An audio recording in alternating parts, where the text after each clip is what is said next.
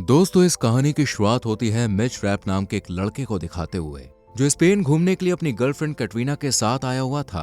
आज का दिन मिच के लिए बहुत ही खास था, क्योंकि उसने डिसाइड कर लिया था कि वो कैटरीना को शादी के लिए प्रपोज करेगा। इसी सोच के साथ वो कैटरीना के पास जाता है और लंबे वक्त से चले आ रहे अपने इस खूबसूरत रिलेशनशिप को शादी में बदलने के लिए कहता है। ये देखकर कैटरीना भी फौरन हाँ कर देती है, जिसके बाद मिच उसे अपने हाथों से एक नेकलेस पहनाता है जिसमें अंगूठी लटकी हुई थी। दोनों एक दूसरे को किस करके अपनी खुशी सेलिब्रेट करते हैं, जिसे और ज्यादा खास बनाने के लिए मिच रैप दोनों के लिए कोल्ड ड्रिंक लेने जाता है। लेकिन तभी उसके कानों में गोलियां चलने की आवाज पहुंचती है, और जैसे ही मिच पीछे मुड़कर देखता है तो उसे चारों तरफ हथियारों से लैस टेररिस्ट दिखाई देते हैं, जो एक एक करके सभी टूरिस्ट्स को शूट कर रहे थे। ये नजारा देखने के बाद मिच कैटरीना को बचाने के लिए उसकी तरफ भागता है, लेकिन इससे पहले कि वो उस तक पहुंच पाता, अचानक एक टेररिस्ट कैटरीना को शूट कर देता है, जिस वजह से वो जमीन पर गिर पड़ती है और मिच को याद करने लगती है। इधर मिच जो कैटरीना की तरफ आ रहा था, उसके पैर में भी एक गोली लग जाती है, लेकिन वो फिर भी जैसे तैसे उसके पास पहुंच जाता है।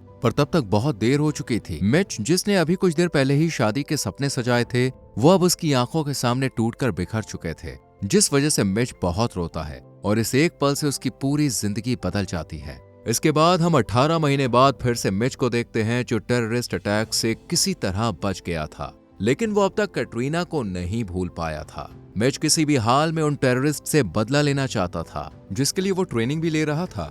इन 18 महीनों में मिच ने हथियार चलाना और मार्शल आर्ट अच्छे से सीख लिया था, लेकिन उसे ये नहीं पता था कि वो टेररिस्ट इस वक्त कहाँ है। वो उन्हें ढूंढने की तमाम कोशिश करता है और कुछ टाइम के बाद उसे अदनान नाम के एक आदमी के बारे में पता चलता है, जो उस टेररिस्ट ग्रुप का लीडर था। मिच किसी तरह उससे कांटेक्ट करके कहता है कि वो उसके ग्रुप में शामिल होना चाहता है और अमेरिकी सोल्जर ने जितने भी इराकी नागरिकों को मारा है, वो उनका बदला लेना चाहता है। यह देखकर अदनान अरबी लैंग्वेज में उससे एक के बाद एक सवाल पूछता है और मिच उसके सारे सवालों के जवाब दे देता है, लेकिन अदनान को उस पर यकीन नहीं होता। पर मिच उसे हर दिन कन्विंस करने की कोशिश करता है और आखिरकार उसे अदनान से मिलने का मौका मिल ही जाता है। इधर दूसरी तरफ हम CIA के ऑफिस को देखते हैं और हमें पता चलता है कि जब से मिच ने अदनान से कांटेक्ट किया है, तब से CIA के अफसर उस पर नजर रख रहे हैं, लेकिन मिच को इस बात की खबर नहीं थी। खैर, अगले दिन वो अदनान से मिलने लीबिया के लिए रवाना हो जाता है, जहां रास्ते में उसे एक शख्स दिखाई देता है, जो पहले मिच की अच्छे से चेकिंग करता है और फिर उसे अदनान के पास ले जाता है। मिच को एक कुर्सी पर बैठाकर उसके दोनों हाथ टेप से बांध दिए जाते हैं और तब अदनान उसके सामने आता है, जो उससे बातचीत करने लगता है। इसी मौके का फायदा उठाकर मिच एक ब्लेड से टेप को काटने लगता है, लेकिन इससे पहले कि वो अदनान पर हमला कर पाता, वहां CIA अफसर आकर उसके साथ उसके ग्रुप के सभी टेररिस्ट को शूट कर देते हैं। ये देखकर मिच अपना आपा खो देता है, क्योंकि वो खुद अदनान को मारकर कैटरीना का बदला लेना चाहता था। इसी गुस्से में वो एक चाकू उठाता है और अदनान की बॉडी पर बार बार वार करता है, जिसके बाद CIA अफसर उसे पकड़कर अमेरिका ले आते हैं, जहां मिच को इंटेरोगेट किया जाता है और एक अफसर उसे बताता है कि उनकी टीम पिछले 7 महीनों से उस पर नजर रख रही थी, क्योंकि उन्हें पता था कि मिच ही वो शख्स है जिसके जरिए वो अदनान तक पहुंच सकते हैं। इसलिए उन्होंने मिच को फॉलो किया और अदनान को शूट कर उसे खत्म कर दिया। पर मिच उन्हें बताता है कि वो खुद अदनान को मारना चाहता था, क्योंकि उसी ने कैटरीना को शूट किया था। ये सुनकर अफसर उसे कहता है कि तुम्हें इसके लिए जेल की सजा मिल सकती है। पर मिच उसे याद दिलाता है कि उसी की वजह से CIA की टीम अदनान तक पहुंच पाई है, वरना वो लोग तो काफी महीनों से उसे ढूंढ रहे थे, लेकिन एक बार भी कामयाबी नहीं मिली। इसलिए अफसर को मिच का शुक्रिया अदा करना चाहिए। यह सुनने के बाद अफसर शांत हो जाता है और मिच से कहता है कि उसे 30 दिन के लिए आइसोलेशन में रखने का ऑर्डर दिया गया है। इतना कहकर वो यहाँ से चला जाता है और धीरे धीरे वक्त इसी तरह गुजरने लगता है। तब एक दिन मिच से मिलने CIA की डिप्टी कलेक्टर आयरीन आती है, जो उसकी तारीफ करते हुए कहती है कि जिस तरह मिच अदनान तक पहुंचा, वो काम आसान नहीं था। बहुत से लोग चाहते हैं कि मिच को जेल में डाल दिया जाए, लेकिन CIA ऑफिसर्स ऐसा नहीं चाहते। वो मिच की मदद कर सकते हैं, लेकिन उसके बदले उसे CIA के ब्लैक ऑपरेशन को ज्वाइन करना होगा। हालांकि पहले तो मिच मना कर देता है, लेकिन फिर आयरीन के समझाने पर वो मान जाता है और CIA में शामिल होने के लिए राजी हो जाता है। जिसके बाद आयरीन उसे अपने साथ हर्ली के पास ले जाती है, जो ब्लैक ऑपरेशन का हेड है और नए रिक्रूट को ट्रेनिंग देता है। लेकिन वो मिच से बिल्कुल भी अच्छा बर्ताव नहीं करता और उससे कहता है कि उसके पिछले कामों से वो बिल्कुल भी इम्प्रेस नहीं हुआ है। अगर वो सच में हर्ली को इम्प्रेस करना चाहता है तो उसे अभी कुछ करके दिखाना होगा। ये सुनकर मिच उसे अपने साथ लड़ने के लिए कहता है, जिसके बाद हर्ली उसे जंगल के बीचों बीच ले जाता है जहाँ सभी नए रिक्रूट्स थे। अब दोनों लड़ना शुरू करते हैं, लेकिन हर्ली एक झटके में मिच को नीचे गिरा देता है और फिर विक्टर नाम के एक रिक्रूट से कहता है कि वो मिच के साथ फाइट करे ताकि पता चल सके कि वो टीम में भर्ती होने लायक है भी या फिर नहीं।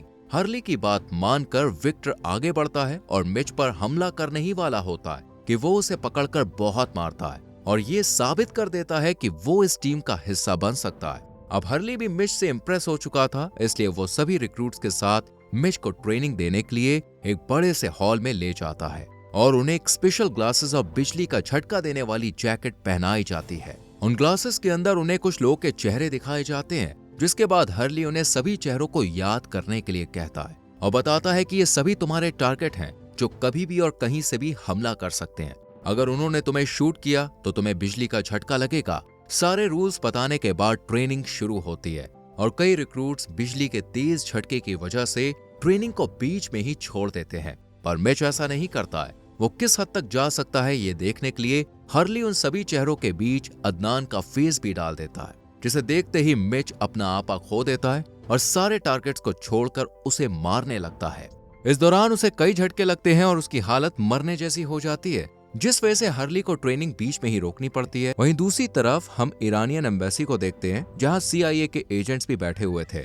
तभी हमें पता चलता है कि रूस से बहुत सारा प्लूटोनियम चोरी हुआ है, जिसका इस्तेमाल करके कोई भी न्यूक्लियर हथियार बना सकता है। जिसके बाद हमें पोलैंड का एक सीन दिखाया जाता है, जहां हम एक वैन में घोस्ट को देखते हैं जो कुछ लोगों से प्लूटोनियम खरीद रहा था। तभी कुछ पुलिस वालों को उस पर शक हो जाता है और वो वैन के अंदर घुसकर घोस्ट से सवाल जवाब करने लगते हैं। ये देखकर घोस्ट उन्हें शूट करके मार देता है। साथ ही जिन लोगों से उसने डील फिक्स की थी वो उन्हें भी नहीं छोड़ता और सारे प्लूटोनियम पर कब्जा करके फौरन ही यहाँ से भाग जाता है। लेकिन एक CCTV फुटेज में सारी चीजें कैद हो जाती हैं। इधर हर्ली जो न्यूज देख रहा था, वो जब घोस्ट को देखता है तो हैरान रह जाता है, क्योंकि घोस्ट पहले नेवी सील्स में था और आज तक सभी को यही लग रहा था कि वो मर चुका है। लेकिन उसे जिंदा देखकर हर्ली टेंशन में आ जाता है, क्योंकि वो अच्छे से जानता था कि घोस्ट बहुत ज्यादा खतरनाक है और प्लूटोनियम का गलत इस्तेमाल कर सकता है। इसलिए वो बिना वक्त गवाए आयरीन से मिलने जाता है, जो सब कुछ सुनने के बाद हर्ली को ऑर्डर देते हुए कहती है कि उसे जल्द से जल्द वो प्लूटोनियम चाहिए। आयरीन की बात मानकर हर्ली मिच, विक्टर और एनिका को लेकर अपना सफर शुरू करता है।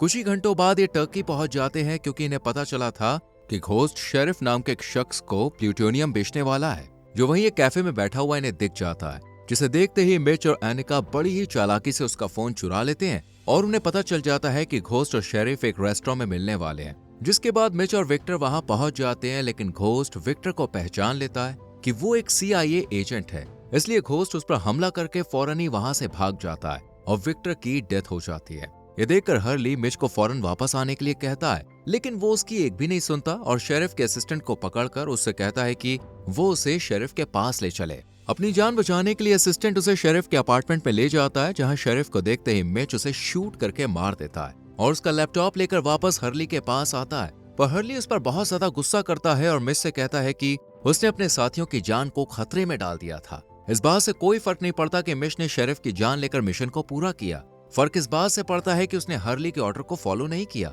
इसलिए ये लोग अब इस मिशन को छोड़कर वापस जा रहे हैं।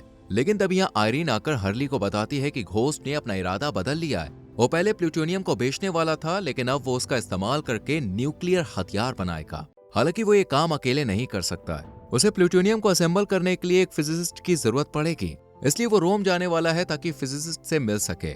आयरीन हर्ली से कहती है कि वो अपनी टीम को लेकर तुरंत रोम के लिए रवाना हो जाए और हर्ली भी ऐसा ही करता है। वहीं दूसरी तरफ हम कुछ ईरानियन लोगों को देखते हैं जो घोस्ट से मिलने आते हैं। इन लोगों ने ही उसे प्लूटोनियम चोरी करने और एक न्यूक्लियर वेपन बनाने का काम सौंपा था, ताकि वो अमेरिका में आतंक मचा सके।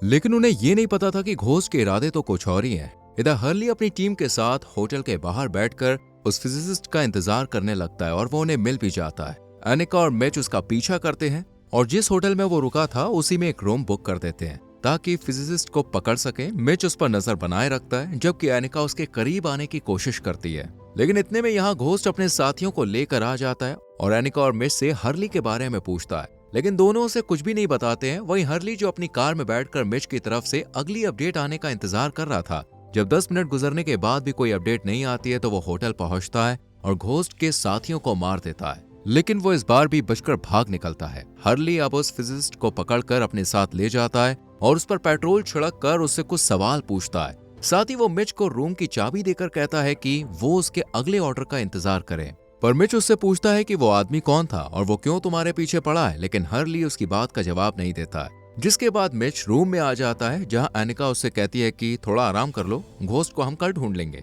ये सुनते ही मिच चौकन्ना हो जाता है और एनिका से पूछता है कि तुम्हें कैसे पता कि उसका नाम घोस्ट है। तब एनिका उसे अपना सच बता देती है कि वो एक ईरानियन एजेंट है और उनकी टीम में इसलिए शामिल हुई थी ताकि ईरान को न्यूक्लियर हथियार के बारे में सारी जानकारी दे सके।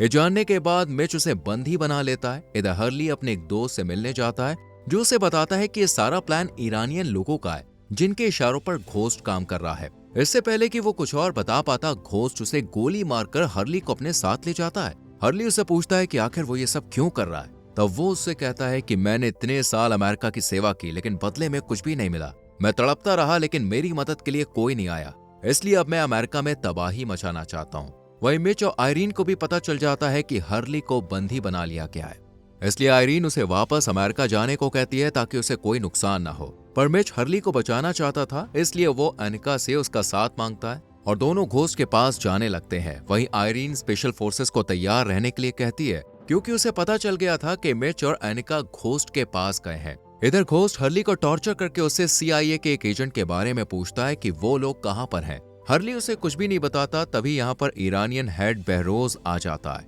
जो घोस्ट से जल्दी पूछताछ खत्म करने के लिए कहता है, लेकिन घोस्ट उसे और उसके साथियों को गोलियों से भून देता है। इतने में एनिका और मिच भी हर्ली को बचाने आ जाते हैं और सभी लोगों को मारकर अंदर जाने लगते हैं। लेकिन घोस्ट के साथियों की तादाद बहुत ज्यादा थी, इसलिए आयरीन अपने स्पेशल फोर्सेस को वहां जाने के लिए कहती है जो घोस्ट के साथियों को मारने लगते हैं। ये देखकर घोस्ट न्यूक्लियर बम को एक्टिवेट कर देता है, जबकि मिच हर्ली के पास पहुंचकर उसे छुड़ा लेता है और हर्ली के कहने पर घोस्ट के पीछे भागता है क्योंकि अगर उसे नहीं पकड़ा तो वो न्यूक्लियर बम को ब्लास्ट कर देता। धीरे धीरे मिच घोस्ट के पास पहुंचता है और देखता है कि उसने एनिका को पकड़ रखा है। वो मिच से कहती है कि तुम मेरी जान की परवाह मत करो, घोस्ट को शूट कर दो।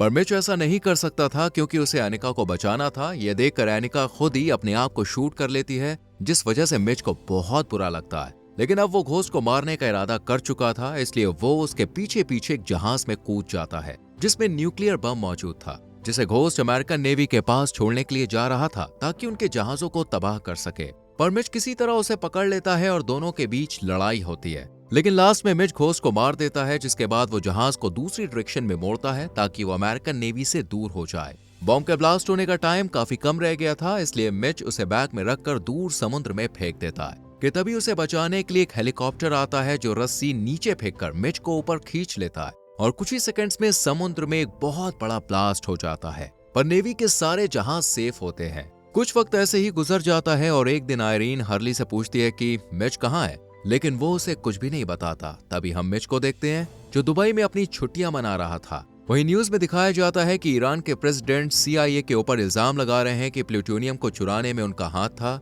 इसके बाद प्रेसिडेंट दुबई के एक होटल में जाते हैं जहां लिफ्ट में उनके साथ मिच भी खड़ा होता है और उसकी स्माइल देखकर समझ आता है कि वो दुबई अपने अगले मिशन के लिए आया है। और इसी के साथ मूवी यहीं पर खत्म हो जाती है। तो दोस्तों, आपको कैसी लगी ये मूवी हमें कमेंट में जरूर बताएं। वीडियो को लाइक और शेयर करें और हमारे चैनल फिल्म एडिक्ट को सब्सक्राइब करके बेल आइकॉन प्रेस करें जिससे आने वाली वीडियोस आपसे मिस ना हो। मिलते हैं अगली वीडियो में। Till then, bye bye, take care.